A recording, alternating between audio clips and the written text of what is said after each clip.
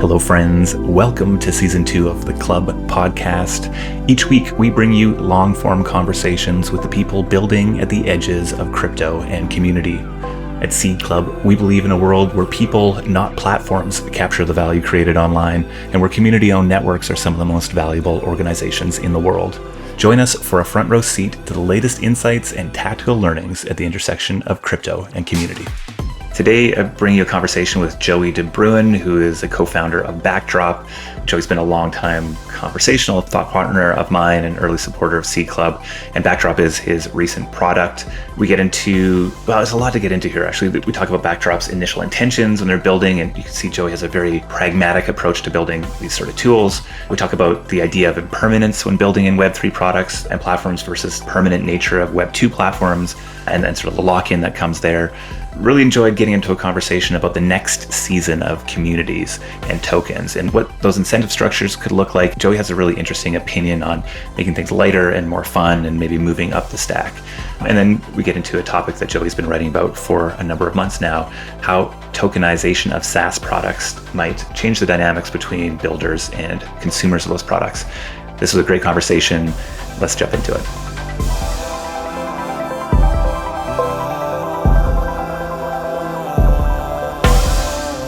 Joey, welcome to Club. Thanks for having me. Good to be here. So I love this conversation because you and I have been collaborating for a long time, and I think both look forward to our times talking together and maybe dread them a little bit due to the fact of, I think, the brain melting piece here. So maybe we can share some of that joy of melting our collective brains today. Hopefully that would be sort of an interesting outcome. But how will you start off? There'll be a benefit to it. Exactly. Maybe you can just kick off with a short introduction. Who are you? What are you working on? Yeah. So I'm Joey. I am currently the founder of a product called Backdrop, which helps kind of tokenized projects launch and build traction. Prior to that, I've been working in a bunch of different product roles, also all around food and science. So I'm a chef / scientist prior to this, and yeah, so a mixture of many different things. Awesome. So I think there's a number of different directions we can go with this conversation, but maybe let's start off with Backdrop because that's sort of the most recent thing that I think you've been investing most of your heartbeats into. Yeah, what was the initial sort of inspiration there? And it sounds like you've sort of made some changes recently. Can you take us sort of through where it started and where you're at today? Yeah, I feel like I get this question all the time, but this is, a rare case in which you are here and you're so much part of this story, so it'll be interesting.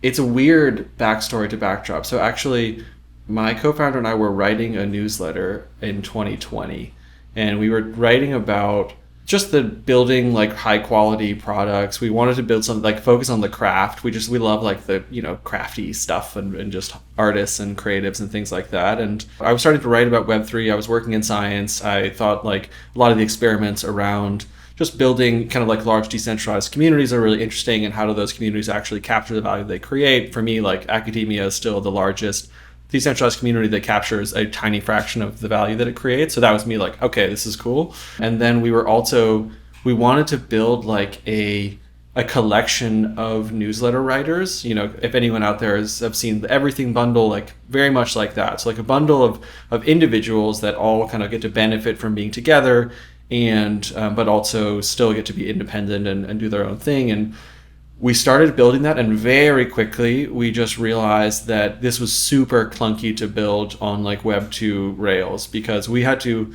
kind of own the whole thing. We had to bulk download all of your publications. We had to re-upload them somewhere else. We had to own your subscribers and have this handshakey if you want to leave, you can take them with you. It felt very clunky. And that was kind of when we started building Backdrop. We said, hey, if we care about the craft, then let's get into it, And I think it was you, that really encouraged me to do that. You were because I was writing, I wrote a post about Seed Club, and I think you were stop writing, start, building, let's do this, in classic Jess fashion, which was 2 years ago now. And so I followed your advice, for better or for worse. And yeah, so then we started building Backdrop, and here we are. So it's your fault, I think. So I'm a fairly regular user of Backdrop because I hold multiple tokens in DAOs and communities across multiple different wallets. And one of the things that I was really struggling with early on was this idea of being able to, I was just missing a lot of stuff, right? And so this idea of a DAO worker wallet or a governance wallet or a notification system was really intriguing to me. And that's like what I use Backdrop for on a very regular basis. And I could sort of see, I think we've talked about this before, like I would love for something like that to exist for Seed Club, right? So how do we start to see all these tokens? There's like a beautiful automation that kind of comes from token ownership that is interesting.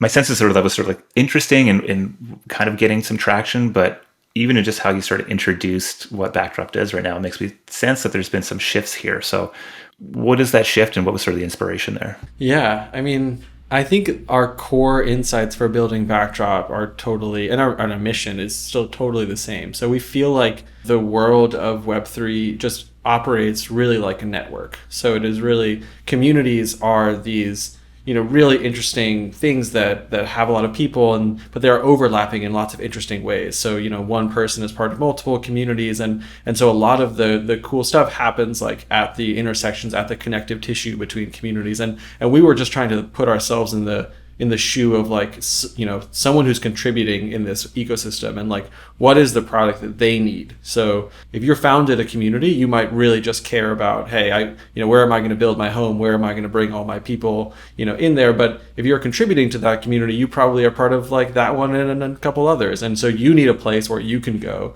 just to get everything in one place. And that's really where we, started out building Backdrop. So like, these magical experiences where you connect your wallet, we can see everything that's in there. We can say, cool, you're automatically connected to all, 4 or 5, whatever these communities, and you get, a dashboard from day one without any work at all. This is kind of like the magic of Web3. And that was just like one of these really powerful like UX moments that we wanted to enable. And we've definitely been fortunate, like since our launch 3 months ago, we have like over 30,000 people have kind of like connected to Backdrop, tons of just cool experiments launching, cool projects we've gotten to work with. So it's been amazing. I think like what we are really excited about going forward, we've learned that if you think about Backdrop as like this network, this interface between a community and the people that care about it, where that interface is so critical is when projects are at the really early stages. So when a project like evolves or a community evolves and becomes like really large, it actually becomes like a little bit more internal facing. And that's totally natural, right? You have 20,000 people in the Discord, you almost have multiple communities within there. Like you have this whole ecosystem, and you're just trying to really keep that boat afloat and get things done and all those kinds of problems. It's a very different situation when you are at that really early moment where you're like, okay, I have an idea, or I have like something that I want to go out and do, or even like maybe I'm part of an existing community and I've been given the license and the support to go out and do something interesting that is loosely connected to this existing community, but it is new. Because then you have this like 0 to 1 problem. You really need to build something that can actually connect with the world around you and can get that early support. And I think honestly, we're also just like, to us, this is the magic of Web3. Like this is really like where it's at. It's like, you can get those early supporters in, all the people that you need, and you can have ownership, collective ownership, community ownership over that thing in many different ways. It doesn't have to be financial. It could be just proof of vibe, proof of contribution of some kind. And then, that helps you actually get off the ground. And I think like it's so hard to get stuff off the ground just in the world, period. And we just want to help we think 99.9% of the cool tokenized communities just have not been built yet. And I think like you and Seed Club, like we just want to help that happen. And I think that's, kind of what we're motivated to do. So reading between the lines there, it sounds as if there's sort of like this deep collaboration with certain projects to sort of figure out what that stack needs to be from the 0 to 1 moment that you guys are actively engaged in right now. Is there any examples that you can share with us? There's a bunch. Like we have been recently working with Rehash, like which is this kind of like DAO podcast basically that like collectively decides which people to bring on. It's super cool. Like someone on our team, Lauren, she's launching this community called GM House, and it's really just like a collection of people that are just vibing and like looking to get involved with projects. There's a bunch of other projects like that have come to us and they're like, hey, like we really want to use the tools you have. We have like stuff like, an events feature, which allows you to kind of build an event that can snowball in the network and can kind of take advantage of all of these interesting Web3 data to actually like build traction. And they're like, we really need this stuff because we have this need to be very visible, to be very public, to snowball. And then we're like, okay, cool. Do you have a token yet? Like, do you have, and they're like, no, we don't, and that's kind of this like aha moment for us, where it's like, the first step of building a community isn't about necessarily like having some kind of like liquid token or whatever. And it's actually in that early moment where you're bringing people together and you're starting to like stack these different pieces of infrastructure, whether that's a token or whether that's, other things. And then you go out and launch. And that moment, I think, is where people have just naturally been coming to us and be like, please, we want to use Backdrop. And we just haven't been built in that way. So now we want to go out and like unlock this kind of like latent demand for like a networked product like Backdrop to help projects, actually get to the point where our current product could serve them, basically. I've been very interested in this idea of like Web3 social networks. I think a lot of people are. I've been a doubter of it. I don't know. I think like the likelihood that the thing that'll really click in sort of this new era is going to look exactly like or some version of the Web2 structure is like very low in my mind. And so through that lens, I think like many of these communities that we're building are really kind of maybe the example of the Web3 social network, not in its fully formed state, but like, we've seen this big trend away from Facebook or even Twitter, like yelling in the middle of the street at everybody and putting your business in front of everybody, versus like maybe the more recent sort of move to Discord and Telegram, et cetera, is creating these more small spaces where you can have more meaningful conversations. And so is it fair to look at Backdrop as trying to build a version of a social network that's maybe group-based?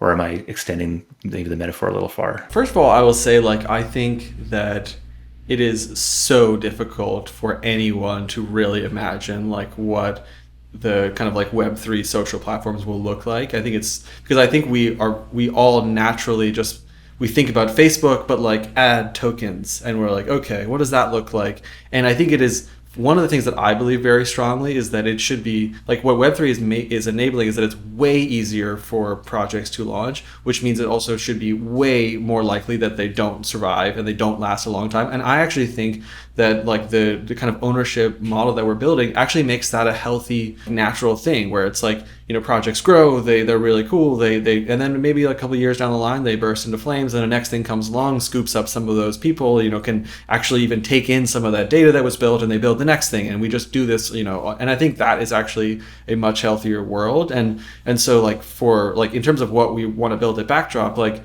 one of the things that we want to do very differently from a Web2 network is I think Web2 networks generally try to keep people in the platform. So you try to collect people and then you try to keep them there, and you try to build more data. And I think partially that's because there's no way for the platforms to participate in anything that happens outside of it. There's no way to like thinking about the just enormous amount of value that's created on Twitter that Twitter has absolutely no part in. And so what we want to do is we want to bring people in, connect them together, and then let them leave. Like, and I think that's like long term. I think Backdrop looks much more, and maybe we end up like seeding the product that goes out and replaces Backdrop as the right place to do that. But I kind of just have this like deep belief that the way that we are building this interoperable data will mean that platforms that build a ton of value basically get pulled into the value that comes on to improve on them down the line. And I think like, again, it's one of those things that's like super hard, I think, to reimagine as we are building these things. So like Web2 companies, it's like, oh yeah, we're built for 30 years, like for whatever, like we're going to be here 100 years from now. And it's like, I'm actually just not sure that makes sense. I think that is like partially just because we have no way for things to like actually evolve like in the current system. Interesting. What comes up for me there is thinking through what's happening in the nouns ecosystem, where you sort of have nouns and little nouns that are very clearly, so little nouns jumping on top of like the credibility and interest and excitement around nouns, doing something slightly different, but pretty much a pretty clear fork. But then every 10th noun is going back to the noun's treasury. And so you're sort of seeing this like extension of the token essentially into a larger distribution set and sort of a more accessible price range there, but it's ultimately flowing back to the core there. And so I think that's a really interesting idea. Of one of the reasons why we hold on to the idea that Web2 companies need to exist forever is that there is no other way other than building that closed garden to really truly capture the value there. And I mean, we can see very recently with so many people are liking to point at crypto's crash, like we'll point out that the growth stocks have crashed significantly as well. And like that fear around the longevity and the ability to continue to grow being represented in the markets, I think is an interesting signal of that. I saw you share a tweet earlier today on something that I've also been very interested around. And I think it sort of plays into this idea of like, what are we actually trying to build here? Especially when you start to layer on tokens, because it starts to embed incentives and design decisions, etc. The tweet today, May 24th, is the comparison of Web3 organizations to nations is instructive. I've used it myself, but it's starting to remind me of the analogy of companies to families. On balance, the differences are more important than the similarities. And you kind of go on to explain yourself a little bit more. Curious if you could unpack a little bit for us. Yeah. I don't know if anyone, if you've experienced this kind of comparison of a company to a family. I definitely have been, in rooms where that's been tossed around. I think it kind of became this meme of like a dangerous analogy because there are things that are true about a family, which is like, you're always going to be a family. Like there's, your family could do horrible things and they're still family, right? And this is not true of companies. Like, you can leave. And I think a lot of like the time that analogy was used when it was like in these tough moments of the companies maybe like not treating their employees super well. It's like, I don't know, this is a family, like we're all in this together and whatever.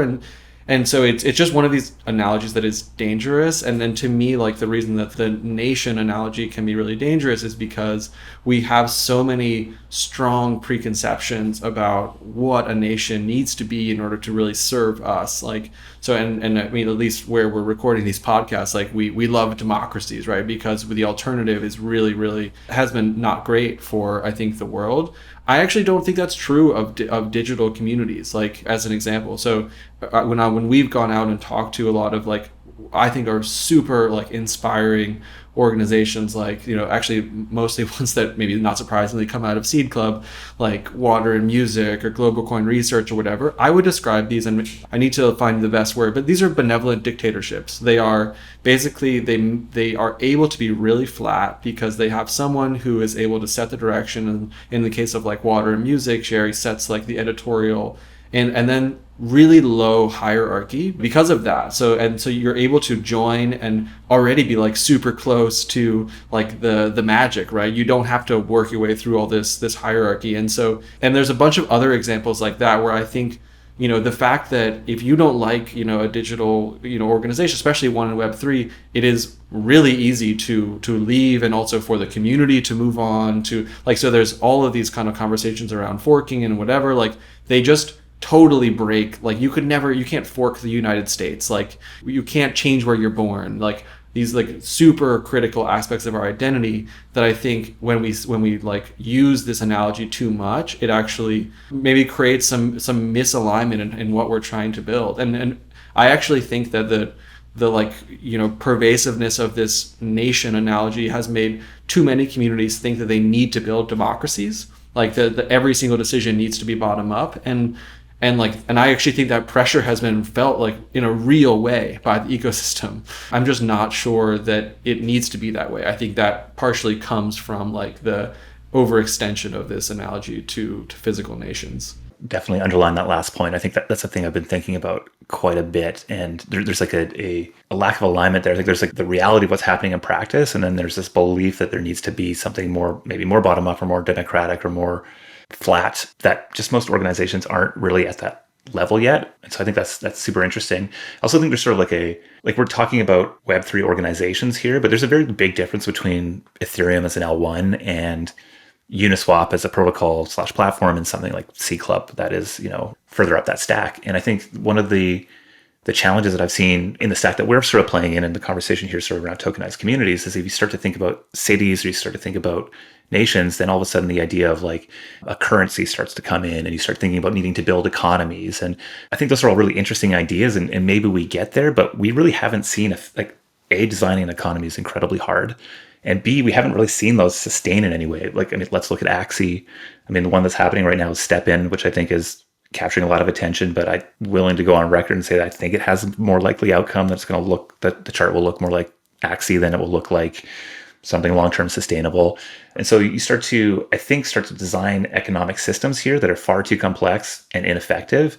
And we saw a lot of those early experiments happen. I remember getting into a great conversation with Richard Kim at RNG, which was an early social token project. And he's like, we need to build economies, and our token is a medium of exchange.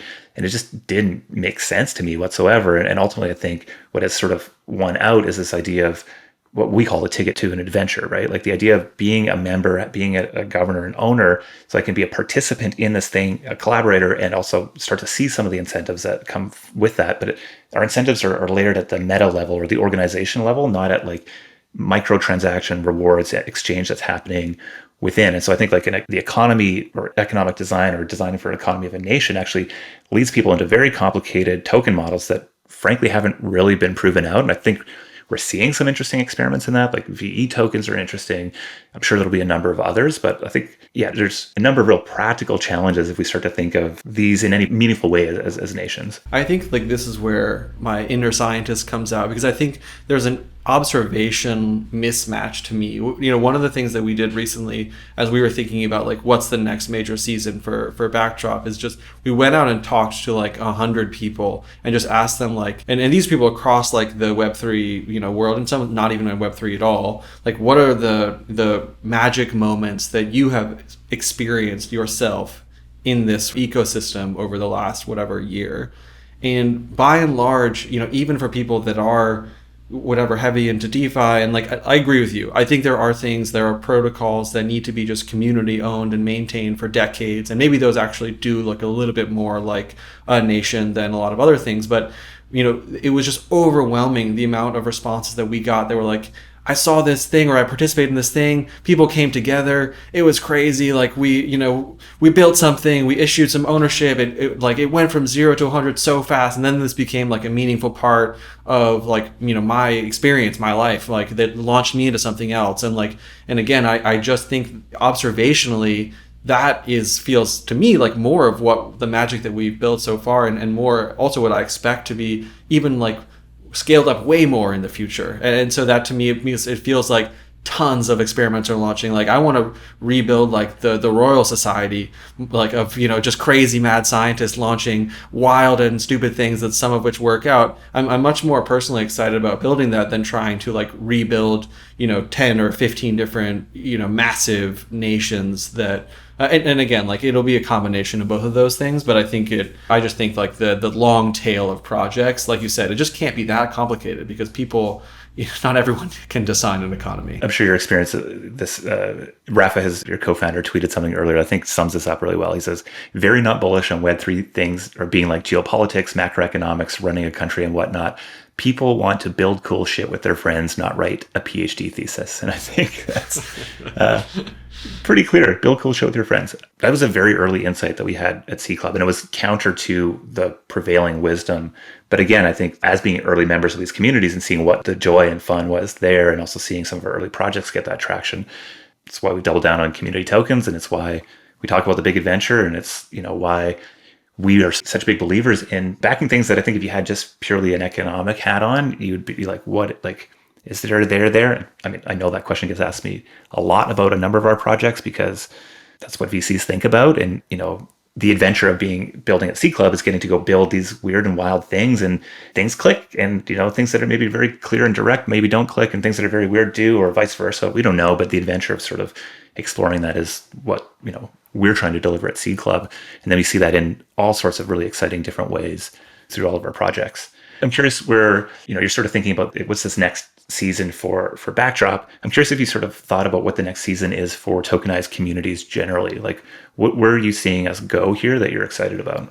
Yeah, I'm excited to make them smaller, temporary, lighter, partially if I think about like where we are as an ecosystem and in this moment in time, partially I think this like the market kind of like turning down a lot, it really opens up like almost like a return to where I think there was this moment where everyone was just like, yeah, we're all just building stuff, we're having fun, whatever, and people were having so much fun. Like it really was insanely fun.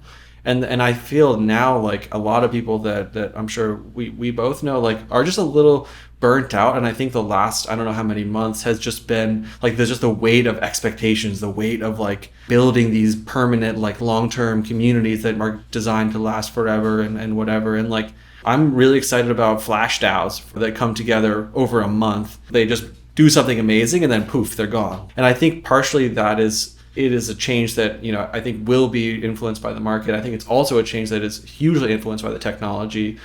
There's so many little things. If you were to go out there, if you had a cool idea for something you want to launch, and we talk to people all the time, right? I mean, you probably more than anyone, but the number of people that have something they want to do and then have no idea how to do it is massive. And I think people are like, oh, there's an undersupply of really cool projects out there. To me, I just don't buy that at all. I think there is a huge matching problem of the people that have something really cool they want to get done and the people right now who actually know how to get that done. And that's why, communities like Seed Club are so powerful. But I think, as we scale that out to where anyone can go out and launch an experiment, we'll just see lighter, more fun, more social, shorter term. Those are the kinds of things that I'm personally excited about. I mean, I think there's a bunch of stuff that's going to happen. And I actually think larger organizations will also evolve in that direction too. That it's there's a limit to how much that any large community can do really under its one roof. And I think these communities, the really good ones, are going to start looking a lot like, the Bell Labs of the future. They're just going to be cranking out so many cool experiments, so many cool projects. And they have these really interesting models that they can own also a bit of the upside of everything they spin out. Again, these things I guess better than most because this is how you're building Seed Club. But I think that's what I'm personally super excited about. I love that. There's two things I want to get into there. One, I agree. I think the idea of DAOs and communities right now is thinking that we're going to get the wisdom of the crowd and we're going to bring millions of people together, and Constitution DAO being the best example of one. And I think while that may be true, there's this sort of often sort of forgotten piece here, which is what is software really good at? It's giving us leverage. And, now we have leverage with embedded economics in an interesting way. And so I think there's a likelihood that we see smaller groups of people creating significant value and upside and creativity. And I think that we see that in so many of the projects right now, even if that have gone larger, as they've sort of been faced with market realities right now, they're going, okay, hold on, we need to get much more effective. And to be more effective, we need to be more focused. We need to make decisions faster. We need to be able to say no, all of which are very difficult to do if you sort of just have a very large and open community. And I think finding that balance has been a challenge, especially over the last 6-8 months, is there's just been an influx. I mean, we felt it at Seed Club, so many talented people coming through, and the gap isn't how do we onboard them? It's well, what are they going to do? And how do we actually get people to work effectively together? And I think the solution really is, again, shout out Nouns. I have a feeling we're going to talk about Nouns quite a bit on this podcast over the next little while, but this idea of funding being the core and a whole bunch of centralized or decentralized teams or whatever, sort of accessing that funding in support of the same sort of goal is probably the purest example of this right now, which I think is super interesting. On the point of ephemeral DAOs, in my mind, one of the things that holds it back is this idea of driving token value, or that people are putting money on the line. And I think we're going to see this through the NFT space quite a bit, where there's a lot of these PFP projects that have raised significant money. The going is going to get hard, and where's this sort of the incentive maybe disappears to continue to build for a team. There's probably a guilt that starts to rise up as you go, well, yeah, we should be delivering more value for our community. And all of a sudden, I think the big fear with tokens generally is that they become this forever thing that you are sort of bound to. And without a doubt, I feel an immense responsibility, and I think our community does, to make sure that we're driving value within the Seed Club ecosystem, and that the Seed Club token is a thing that sustains. But I'm curious how you sort of think through what needs to change in how we're approaching designing these communities with tokens or Web3 communities that would allow for ephemeral DAOs communities to sort of really flourish. I'm not sure what the right percentage is, but I would bet that a good number of ephemeral communities should not start out with a high financial incentive. And I think that right now, at least in the past, there has been no real middle ground between we're literally just a group of people doing something, and we're working maybe towards, whatever, a token launch or a mint or whatever, versus we're going to do that from day one. We're going to, whatever, create a token. And so I think the middle ground for me, I think when we think about it at Backdrop is I think it's now the time to actually really build out the kind of ownership in projects that is not financial, so that it's hey, you have a non-transferable NFT that just represents that you were part of something really cool, or whether, maybe it's a whatever verifiable credential, but there's something that you're building this data that actually, so a project, who was all part of it, who helped you with what. And then at some point, maybe you want to like layer on other kinds of ownership that are liquid or can actually have financial upside for the community. But that's like it's a cherry on top that you decide as a group to do, not like the reason that you come together. And so I think that's just from a design standpoint, when we think about like, what do we want to really encourage? Like I think we want to encourage people to think about ownership not just as something that is tradable. And in some ways, like a lot of ownership shouldn't be, right? It's like, if you worked at a project and you got something that shows that you were part of it, like you really shouldn't be able to trade that, because like that that thing is not, it's not transferable. You were the one who was working there. And these are all concepts that are, I think, pretty standard, but I just think it's now is actually the time where they're going to get traction, and we think they're going to be a major part of like Backdrop's network and what we want to really lean into. And I mean, I think on the question of like, how do we think about projects and the communities and the relationship between them? I actually think communities can actually get way bigger than they are now, but I think projects will get way smaller. And I think that that interaction is super interesting. And again, if you look at like a given project that has been successful, I think what you find is, yes, the team is quite small. So the team is 3 people, 2 people, whatever. And this is like nothing new, right? So much of the creative work is about getting a small squad together, building something great. But it's not to say that the core initial community that actually helped them do something great is that small. But it's also not 1,000 people, it's like 20 or 10. So it's the early supporters who help them like battle test the vision, or it's like the 2 or 3 people that were like, I'll use that thing when it's out there, like, so you're testing the market, or it's some people that supported it in other ways. And I think that community, that like very small initial core community, is where the bigger community has so much opportunity, because you have this collection of people that are aligned to something together, they have experience, and they can help like connect at the very large community to the very small project. And so that's why I think like big communities will continue to get bigger and support a lot of projects that are, if anything, like smaller and smaller over time. Yeah, I love that. I love this idea of the expansion of what's possible there. I think that very much checks out with me. And like I think like reflecting on so many of the models and things that I've launched over the last little while and that we've been involved in as well, like there's, I think, a lot of consistencies around the value of really having a long-term mindset, at least as far as like when to consider the financial aspects of a community, bringing people together around those intrinsic values early on, but also still having that magic of feeling the sense of quote unquote ownership, being given a thing that then unlocks maybe some governance or participation, but also as a signal of my participation. If I look at like what many of the projects we're backing through C Club, I think it's like the evolution of the startup. But I think there's also like a huge design space for the evolution of Patreon, or of the Facebook group, or of the local friend group or like initiative that's coming together to go. Like I think I saw on Juicebox that there's some crowdfunding for a recreation center somewhere in Texas, I think.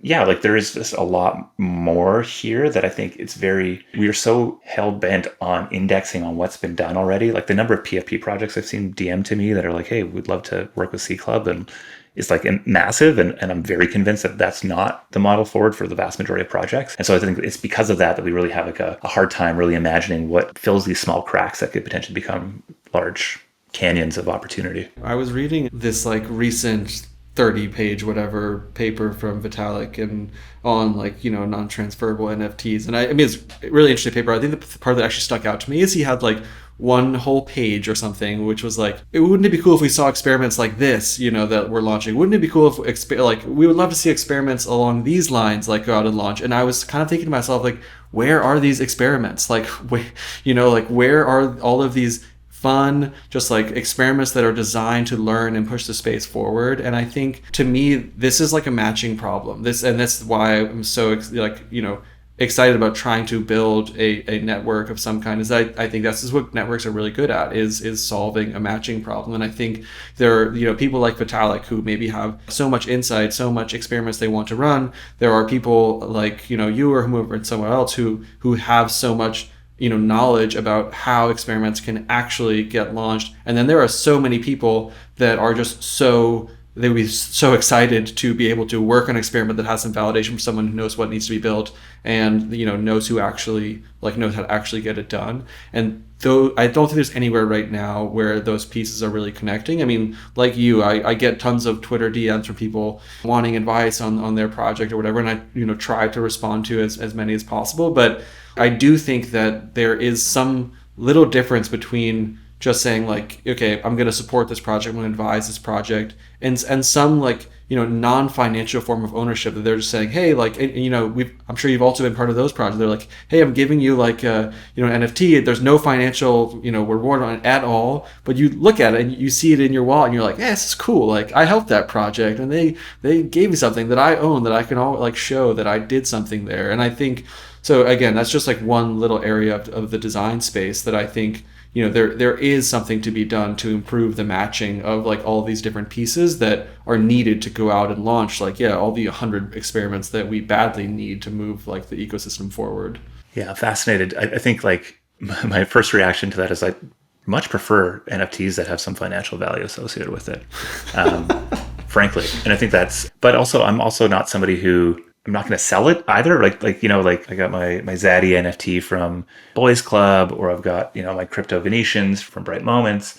The idea that I would go in and sell those is not, so there is definitely that underpinning of meaning and association and attachment. So yeah, I think this is an interesting one that I'm going to sit with a little bit. And by the way, I'm a big fan of speculation in general. I think it moves the world forward. So just putting that out there. And I think financial speculation is the most powerful kind. And I think there is just no world in which any of this is going to work unless we connect to that for a lot of stuff. So that's my first disclaimer. But I will say that I think there's a balance between what I've experienced a lot, which is hey, we'd love some support launching this thing. We're gonna launch a financial asset at some point and we'll give you some of it, don't worry, but that's gonna be 6 months down the line and we'd love you to just do some work for us in between. But it's a handshake agreement versus hey, we're not ready to have some kind of highly liquid speculative thing that's gonna put a ton of noise into what we're doing, and it's going to actually inhibit the creative process. But we're not just going to handshake agreement with you that you are part of this. You're going to have, and there's no guarantee of what that's going to look like down the line, but just emotionally, psychologically, a huge difference I think between those two asks or those two interactions. And so yeah, I think it's about the funnel between the initial creative process, the initial community. I'm sure you're part of Telegram groups of 20 people that are whatever, all supporting some project that is still a couple iterations away from actually launching. Those kinds of groups, I think there's no reason. I think we think of tokens as such a financial thing that you're oh, that shouldn't be a tokenized community. Oh, it's not ready yet. But I disagree. I think that ownership really can look like so many different things, and the pipeline of initial support to financial ownership right now, it looks like just a promise between people, and I think there are ways that we can kind of make that more efficient. Yeah, it's either a promise towards people or rushing out a token and messing up a distribution and kind of not getting off on the right footing. And so I think the opportunity is really in how are we actually building up that data and experience, and who's a great. And we did it, generally within C Club as well. Our first tokens were all non-transferable, and with big lessons to learn there as far as how you position that and distribute it, etc. But yeah, very, very, very big fan of delaying that. And I think there is a big tooling gap in both being able to deliver that experience of the sense of I own this token and I'm a member of this, and then also how that might ultimately build towards a more effective airdrop or distribution in the future. And there's just, that piece is just not done well right now, generally. Yeah. Which I think is exciting. Agreed. I kind of want to transition a conversation to a thread that you've been pulling on for a long while. And I'm really curious for you to introduce it, but then also to hear your updated thoughts on it. I think you wrote a post for Forefront, it feels like a decade ago, exploring the tokenization of Sas products or token products. And I also know you're doing a podcast with Sari over at Startupy, exploring this idea as well. So curious, what is that insight and how are you thinking about it today? Yeah, I mean, I think the insight is the same that we've been talking about a lot today, which is that subscription models, and I think that's the dominant revenue model that we saw in, at least in the recent kind of stages of Web 2. And I see no reason why this business model needs to go away. I think it is like a really nice way to people we're over indexing a little bit too much on people wanting like permanent lifetime ownership that they can buy and sell down the line. Like I think a lot of people are just happy to participate in something and pay for it, and if they keep enjoying it, they'll keep paying for it. I think that it just also aligns incentives with the providers of that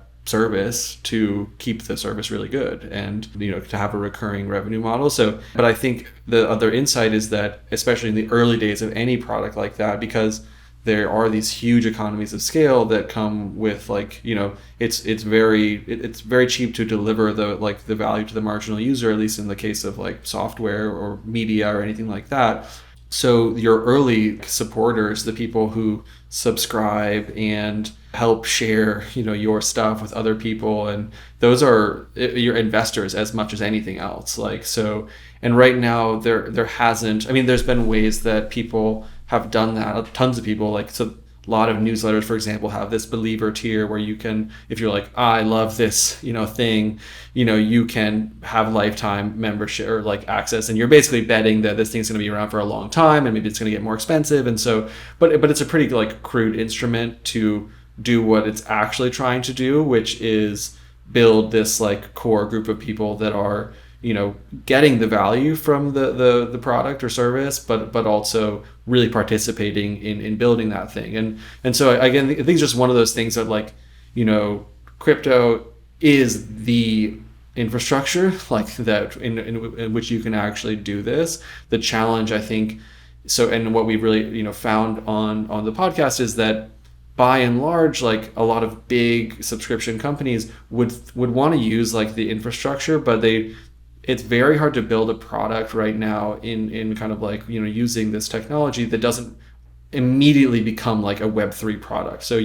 there's no way that you can like, I saw a funny tweet, I can't remember who it was from yesterday, which was like making fun of like Web3 landing pages. It was saying like, every Web3 landing page is like, here's the value and like built on, and then it tells you like the technology it's built on. It's like, in which world does this make sense? Like people don't care, like what technology you're using. It's like they just want the thing.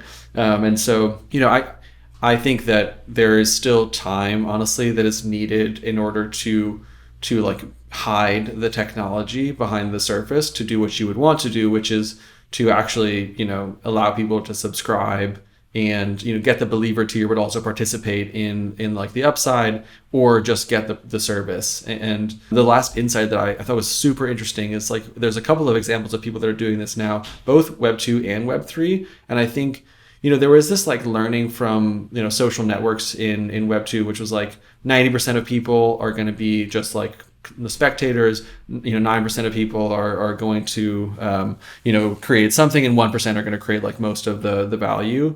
And it's kind of the same with subscription like models when you have like a lifetime tier. So like 95% of people or 90% of people are just going to get like the lowest monthly tier, and then a small fraction are going to want to go all the way in and get the lifetime membership, or buy the NFT that that they actually can speculate on the upside. And I think right now what we have in a lot of like Web3 organizations is kind of the opposite. It's like you're asking all 100% of people to get the lifetime access to participate in speculation or whatever, and probably 90% of them are like, I love it, it's amazing, like I prefer to just pay you like monthly for that thing.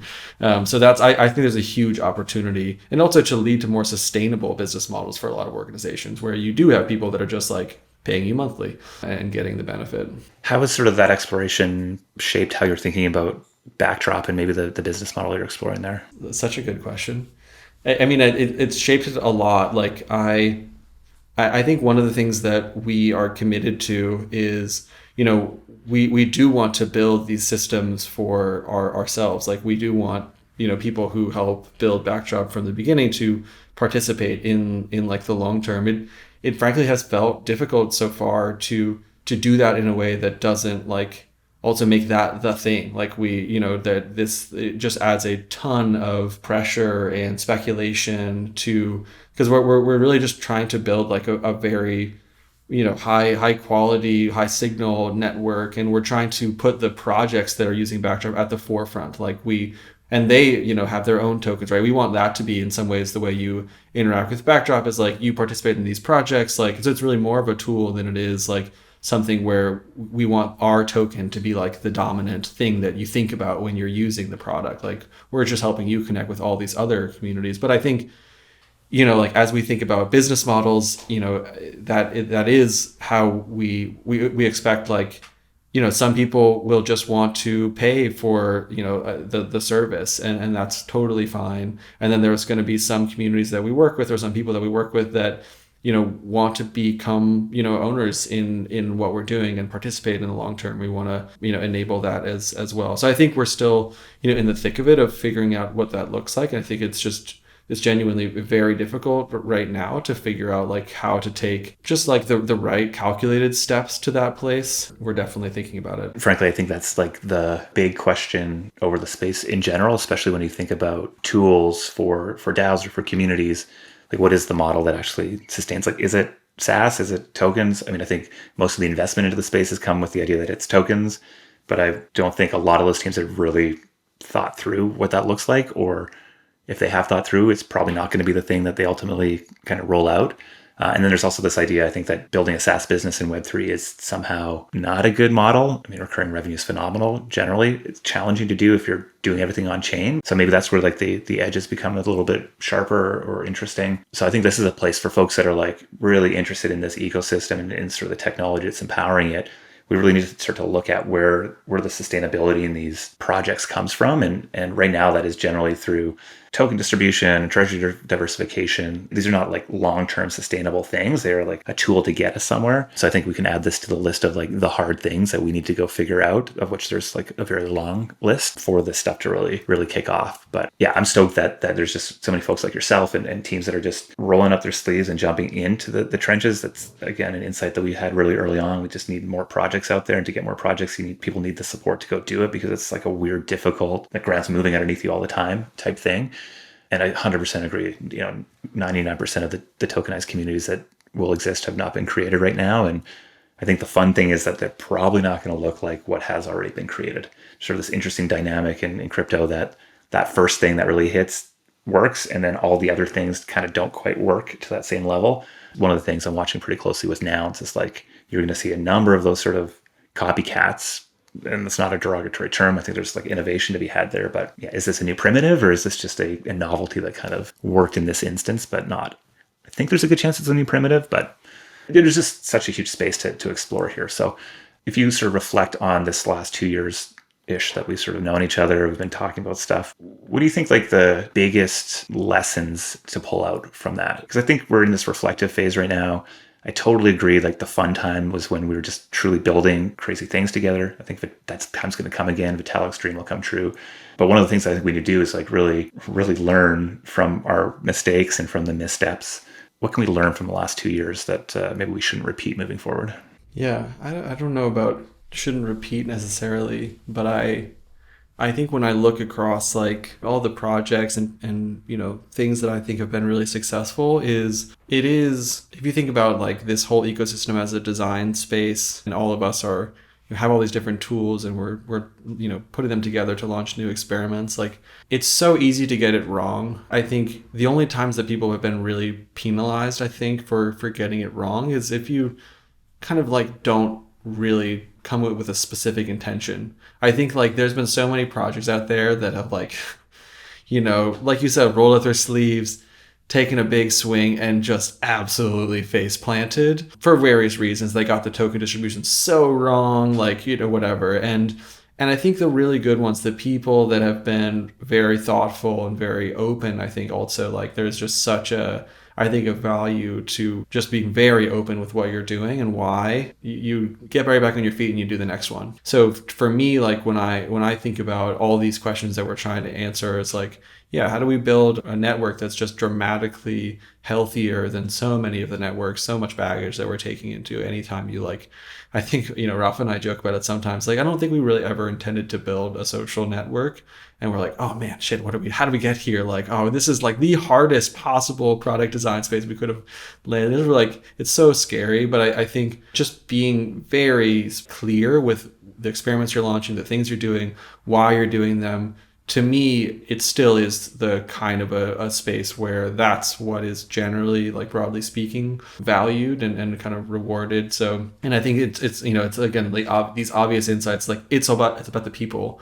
It's 100%. Like, everyone that I know that I would bet, any amount of money on to be super successful is just genuine people that are really, trying, like following a specific, vision they have for how it's all going to look. And they just bring people along with them as a result of that. And I'm pretty confident that like, that's what's going to work. So, and that's what we want to just honestly try to help create more of, is just like more cool people coming together, becoming friends like you and me, and just like, getting to spend years doing fun, creative stuff together. I think that's the magic.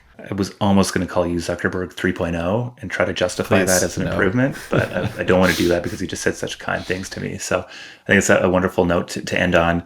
Joey, I really appreciate you. Never a dull, boring conversation with you. I think a lot of food for thought. So appreciate you, everything you're doing and your ongoing support, and really stoked to see what the next phase of Backdrop looks like and what you get up to. Yeah, likewise. Thanks a lot.